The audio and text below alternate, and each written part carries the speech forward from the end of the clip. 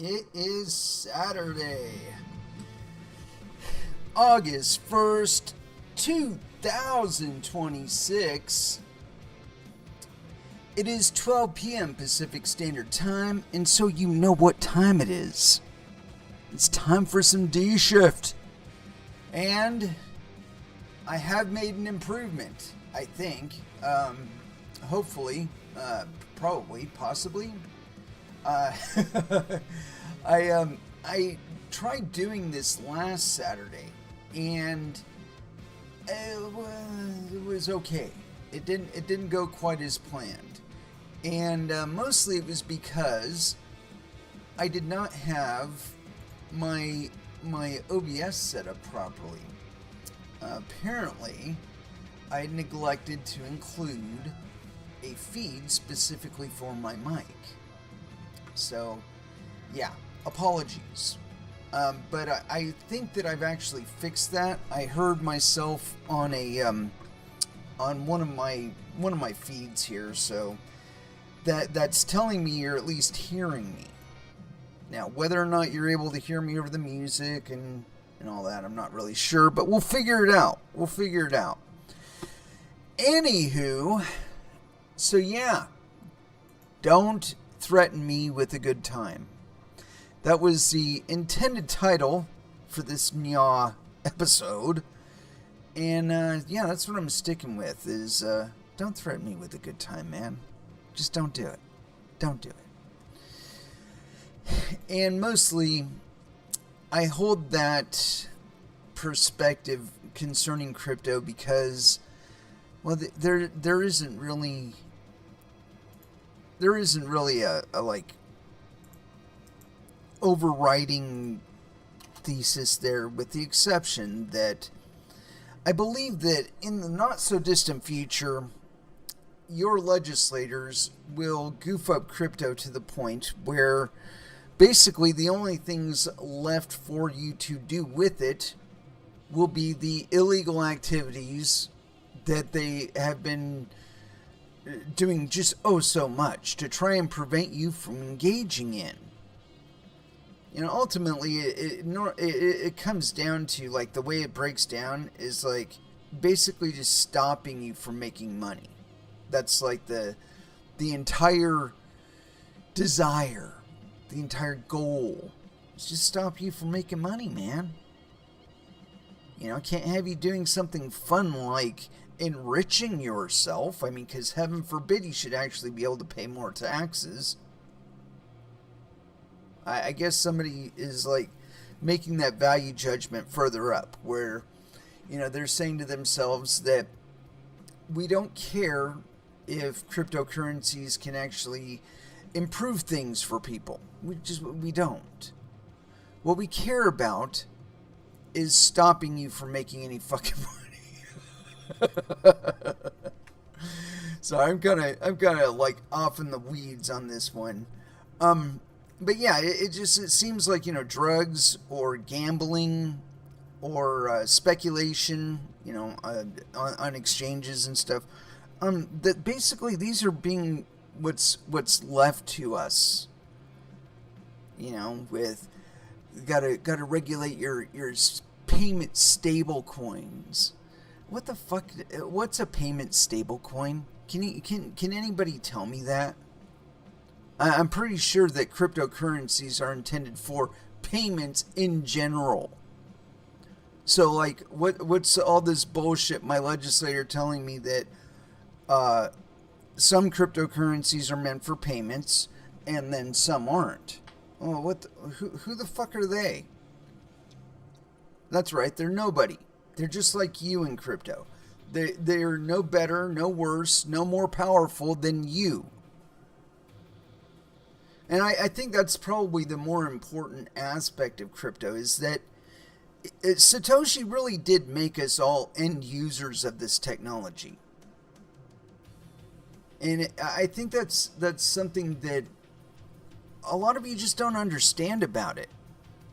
There are no kings here. There are no presidents here. Your senator is just a fucking end user just like you. There isn't anything above you here. Not in crypto. You are Satoshi. You are the market. You say what cryptocurrency you will accept as in your business. Not your fucking legislator. Cynthia Loomis has absolutely nothing to say as to whether or not you can accept XMR as money. That's on you. You know, I find it very offensive, really, you know, that these people should suppose that they are in some sort of position of authority. They are not. Not in crypto. You know, maybe in fiat, you know, they can get by in fiat. They can pull you around by a nose ring in fiat.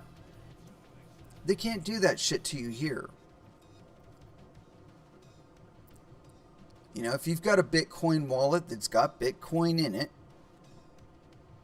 the only person on this planet who has the authority to do anything with those coins is you. That's right. Not your senator, not your congressman, not your president, not a cop. You. Not the SEC or the CFTC. You. And that's going to be the most important lesson that we learn over the next, I would say, decade. It's going to be a very, very painful lesson for many of you. But it'll be liberating. At the end of it, you know, you'll actually know who's in charge of your money. And at the end of it, you'll be capable of actually, like, fulfilling all the responsibilities therein. And there are responsibilities. You know, I've wanted to do this for a while, where I write a book that outlines all of the unmentioned rules about money that I have learned in crypto, because there are many. And we've actually placed ourselves in the same chair that has only been occupied by, like, the Federal Reserve and kings and queens and financial ministers. We've assumed upon ourselves vast powers that have been partitioned away from the hands of the average person for a very long time. You know, I find it sad, really, that so few of you really understand money, you know. And anyway, I wanted to start off by telling you a little bit about myself. You know, where I came from, how I got here, all that crap. And I'll just start it. You know, back in, like, I want to say it was 2007, 2008. Yeah, I was ready for Bitcoin when it was happening. You know, it's funny, you guys watch The Big Short, the movie The Big Short, and you see them in the Goldman Sachs office. Well, I was actually tending a Goldman Sachs, like, satellite office in the business that I was doing in 2007. And up until, I want to say, maybe a month. I mean, like, I knew the financial crisis was coming. I could see it plain as fucking day in front of me. One of my other customers was a GMAC office. And for those of you who are unaware, GMAC does financing for a variety of items. I thought it was just cars. And for a while, I'm pretty sure that's all they did was car loans. However, the housing crisis, or the housing bubble, the lead up to that, opened up in the mind of pretty much any lender, hey, we need to get in on this subprime bullshit, like, now. And I knew this girl. She worked at a law office for a while, and then she went over to this GMAC, and actually, no, she was working for an underwriter. That's what it was. It wasn't a loan. It was a loan office, I should say, not a lawyer. Anyway, so she went from this loan office over to this other loan office, And the differential in her mannerisms were just like night and day. You know, it's like at this other office, it was very, very professional, okay, very dialed in. At her new office, this GMAC office, she had no desk. She was in a cubicle, and I could tell she was probably a little amphetamized. You know, she was probably using a little meth or coke. She did not seem very proud of herself, meaning that the work that she was doing, the loans that she was helping underwrite, she was not terribly confident in. And I don't think she felt good about what she was doing, other than the fact that she was making far more money. But anyway, so this GMAC office, it had like 20, 30 people in it. When she moved over there, they had like taken over another office or two, because they had like 300 or 400 people that were calling other people, trying to get them to renew their mortgage with their new underwriter, right? And so I watched that aspect of the collapse, and I got a front row seat to it. One of the roads in my territory that I was covering for this job was a kind of a financial district, you know, and Goldman Sachs had their satellite office out there, or one of them. And so, yeah, like I said, I got front seat at this shit. And, you know, just the differential in mannerisms from like when they began to when they were basically kicking me out of their office because they just had to dedicate so much of their time to being on the phone. They could no longer have somebody talking to them about buying snacks, which is my job, selling them snacks. So, yeah, like I said, in the day that the Dow just fucking tanked really hard, went down like 6,000 points or whatever it was, I was there on those days, and it was nightmarish. It really was. That part on the end of the Big Short where the offices are emptying and there's all kinds of office equipment out on the street, that shit was real. I mean, not to that extent, but to the extent that all of the offices were empty, and the few people that were remaining were very, very depressed and not happy. That part was real. The trashed offices, that part, perfectly real. Saw it firsthand. So like I said, when Bitcoin was, before Bitcoin came out, I was only then becoming aware of stateless currencies. And, you know, I was a big Ron Paul supporter. Voted for Dr. Paul both times. Despite the fact that GOP fucked him out of his nomination. He would have destroyed Obama. You know, if he had ever made it to his debate stage with Obama, he would have destroyed him. And the last couple decades of foreign policy would have been far different. Far different. Anyway, so, you know, financial collapse happens. And at the time, I had been going to a Linux users group. And, you know, I had a period of time where I was a Mac user. And then my Mac died, and I needed to replace it, and all of my friends were PC users. And one of them hooked me up with a fairly old machine. It was running Windows XP. And my Linux friends helped me upgrade it to a Linux box.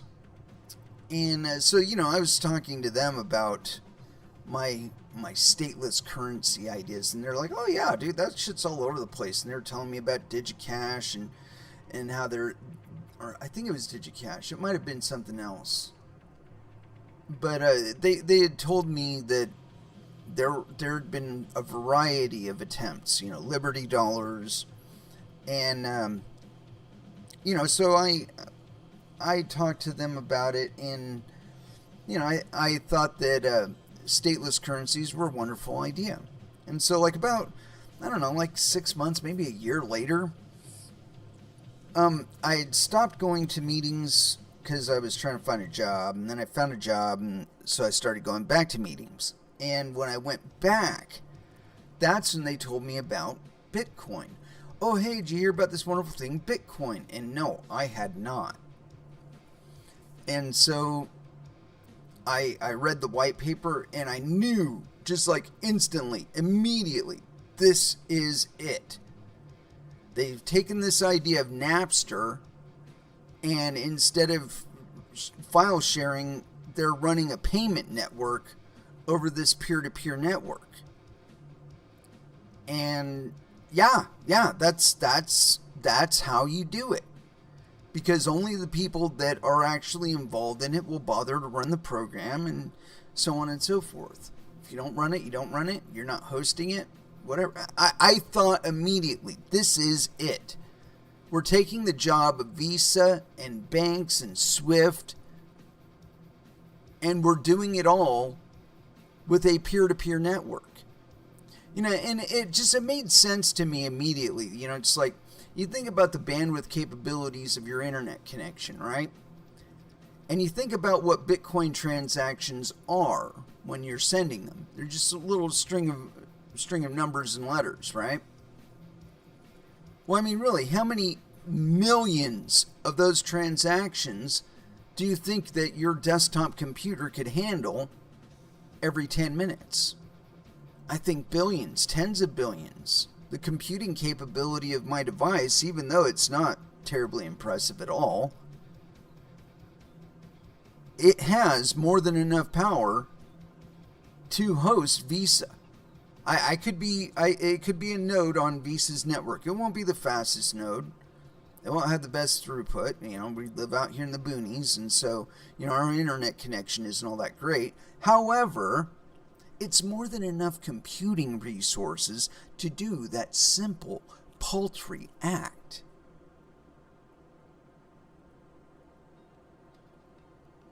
And that's the thing that I think a lot of you forget, is that, like, the computer that you're holding in your hand right now, that cell phone, that isn't a cell phone. That's a rack server circa 1980.